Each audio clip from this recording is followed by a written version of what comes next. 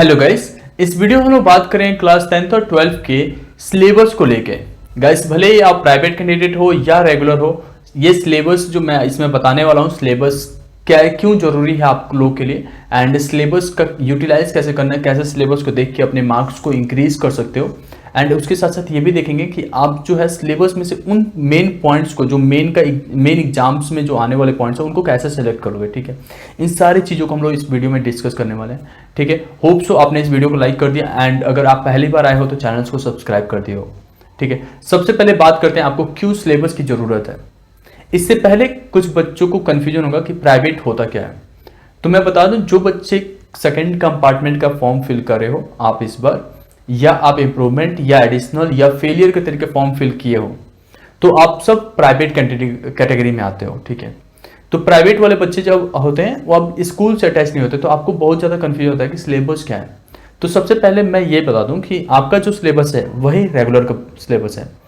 आपका जो पेपर आएगा वही रेगुलर को आएगा, मतलब रेगुलर को जो पेपर बना के दिया जाएगा, जिस पेपर पे वो एग्जाम देंगे वही सेम पेपर आपको भी मिलेगा। मतलब मान लो क्लास 10th का मैथ का स्टूडेंट है, एंड जो पेपर उसे दिया गया है वही पेपर आपको दिया जाएगा। उनका 80 मार्क्स का पेपर आ रहा है, आपको भी 80 मार्क्स का पेपर आएगा। उनका 70% सिलेबस आ रहा है, आपका भी 70% सिलेबस होगा। इस वीडियो में हम लोग बात करेंगे सिलेबस को कहाँ से देखना है किसी भी सब्जेक्ट्स का। अब बात करते हैं सिलेबस आपके लिए जरूरत क्यों है। ठीक है, सिलेबस इसलिए जरूरी होता है क्योंकि आपको पता होता है कि स्पेसिफिकली किस जगह पे, किस टॉपिक्स पे मुझे ज़्यादा फोकस करना है।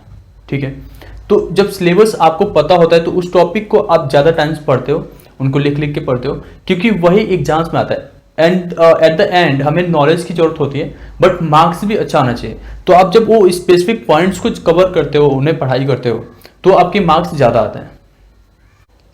जब हम सिलेबस जान जाते हैं तो क्योंकि आपको पता होता है किसी भी बुक में कंटेंट बहुत ज़्यादा होता है, तो जब आपको सिलेबस पता होता है तो आप जो है आपके सिलेबस के हिसाब से जो पॉइंट्स, जो टॉपिक्स आ रहे हैं एग्जाम्स में, उस टॉपिक के ऊपर ज़्यादा ध्यान दे पाते हो, और उससे जो है आपके जो बोर्ड एग्जाम्स होते हैं उसमें मार्क्स आपके ज़्यादा आते हैं। ठीक है, तो इसलिए सिलेबस आपके लिए बहुत ज़्यादा जरूरी है, एंड सिलेबस के अकॉर्डिंग ही आप पढ़ाई करो, ये मैं सजेस्ट करूँगा। थ्रू आउट द जर्नी में आप लोग को सिलेबस के हिसाब से जो मेन टॉपिक्स हैं एंड मेन जो एग्जाम्स में बार बार पूछे गए हैं वो चीज़ें बताता रहूँगा। अब आपको पता कैसे करना है कि सिलेबस में कौन सी टॉपिक पे ज़्यादा आपको फोकस करना है। आपको कुछ नहीं करना है, आपके पास अगर सैंपल पेपर है या नहीं है, 2-3 सैंपल पेपर सीबीएसई के डाउनलोड करो इंटरनेट से, एंड उन सैंपल पेपर में देखो कौन से क्वेश्चन जो है लगातार पूछे गए हैं। उसमें से उस टॉपिक को सिलेबस में से मार्क कर दो अपने बुक्स में, जहां जहां आपकी किताब में उस सिलेबस का जो टॉपिक है उसे मार्क कर दो, एंड इवन एक सेपरेट कॉपी में या फ्रंट पेज पे, ठीक है, उसे लिख दो सिलेबस को कि ये तो मुझे बहुत बार करने हैं, कई बार करने हैं। आप भले 10th के हो या 12th के हो, 9th के हो या 11th के हो। मैं बिलीव करता हूँ हार्डवर्क में, लेकिन जो जैसे बच्चे होते हैं ना कि कहते हैं कि भैया हार्डवर्क विद स्मार्ट वर्क होना चाहिए।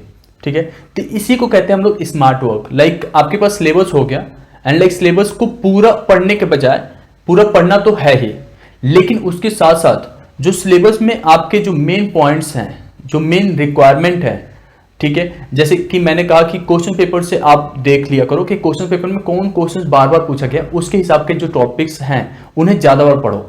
ठीक है, जब ऐसा करते हो तो ये कहते हैं हम लोग स्मार्ट लर्निंग। तो आप उन चीजों पे ज्यादा फोकस करते हो, और यही जो होता है आपको नियर बाई आपको हाईएस्ट मार्क्स पे लेके आता है, जो आप उस सब्जेक्ट में ज्यादा गेन कर पाते हो। चलो, ये सब तो बातें रही सिलेबस की, एंड इसके बाद से बहुत सारी चीजें हम डिस्कस करेंगे, एंड बहुत सारा मैं नोट्स वगैरह प्रोवाइड करूंगा। टेलीग्राम से आप ज्वाइन कर लो और डिस्क्रिप्शन में लिंक है।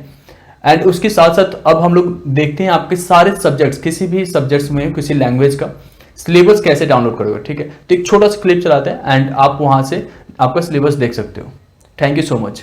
सबसे पहले आपको इस लिंक पे आना है cbseacademic.nic.in, और उसके बाद से करिकुलम पे आना है, और यहाँ से क्लास 10th और 12th के इवन 9 एंड 11 सबके सिलेबस यहाँ दे रखे हैं। तो आपको जो है अगर क्लास 10th के हो तो ऊपर वाले सेकेंडरी करिकुलम पे क्लिक करना है। इसका लिंक मैं डायरेक्टली डिस्क्रिप्शन और जो है कमेंट सेक्शन में दे दूंगा, वहां से आप आ सकते हो। उसके बाद से आपको यहाँ से जो भी आपका सब्जेक्ट्स है, जैसे कि मान लो लैंग्वेज सब्जेक्ट के लिए सिलेबस देखना चाहते हो तो यहाँ से लैंग्वेज सब्जेक्ट पे किसी पे भी क्लिक करो। जैसे मान लो कि मुझे इंग्लिश का देखना है तो इंग्लिश वाले पे क्लिक करा, एंड यहाँ पे सिलेबस खुल के आ जाएगा। तो अभी तो शुरुआत में आपको 9th क्लास का दिखाई पड़ेगा, ये यहाँ से स्टार्ट होगा 9th क्लास के लिए, एंड आगे थोड़ा जाओगे तो आपको 10th क्लास का यहाँ से मिल जाएगा, ठीक है। इस तरीके से सारा आपका जो भी है यहाँ पे तो लैंग्वेज सब्जेक्ट्स के लिए हो गया। मेन सब्जेक्ट यहाँ से देख सकते हो, इस तरीके से आप यहाँ पे देख सकते हो। और अगर एकेडमिक इलेक्टिव है तो आप यहाँ से देख सकते हो, ऐसे ही आपका सारा देख सकते हो सिलेबस, ठीक है। तो यहाँ से आप क्लास 10th का डाउनलोड कर सकते हो किसी भी सब्जेक्ट्स का, ठीक है। इसका लिंक डायरेक्टली डिस्क्रिप्शन में। अगर आप क्लास 12th में है या 11th में है तो आपको सिलेबस यहाँ से देखना है। तो सबसे पहले अगर लैंग्वेज सब्जेक्ट देखना चाहते हो तो यहाँ से आप लैंग्वेज देख लो, जो भी लैंग्वेज है आपका, जैसे फ्रेंच में है या जो भी आपने सब्जेक्ट चूज कर लिया उसमें आप एग्जाम्स दे सकते हो। तो मैं जैसे मान लो कि कोई देखते हैं, जैसे मान लो कि मैं बंगाली का देखना चाहता हूँ, तो फिर ये सिलेबस है यहाँ पे 11th एंड 12th दोनों को एक साथ आता है। तो 11th वाला आपको स्किप कर देना एंड डायरेक्टली आपको 12th वाले पोर्शन पे जाना है।